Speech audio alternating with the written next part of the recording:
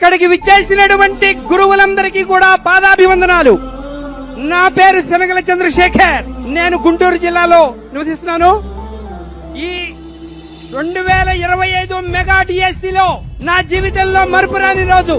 ఉపాధ్యాయ జీవితంలో ఎంటర్ అయ్యి ప్రభుత్వ ఉపాధ్యాయుడిగా ఉండాలన్న చిరకాల వాంఛ నెరవేరినటువంటి రోజు.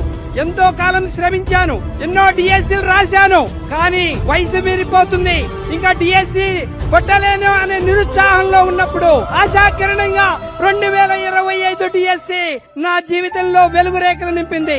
నేను విజువల్ హ్యాండిక్యాప్ పర్సన్ అయినా ఒకే కంటితో కన్ను చూపు సరిగా లేకున్నా రాత్రింబవళ్ళు నా కుటుంబాన్ని పోషించుకోవడానికి కష్టపడి చదివాను.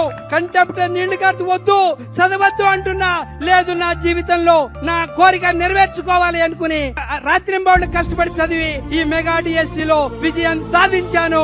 నా జీవిత కళ నెరవేర్చుకున్నాను. ఇలాంటి ఆనందంలో మరి ఎవరో ఇది దగా డిఎస్సి అంటుంటే బాధతో ఉంది.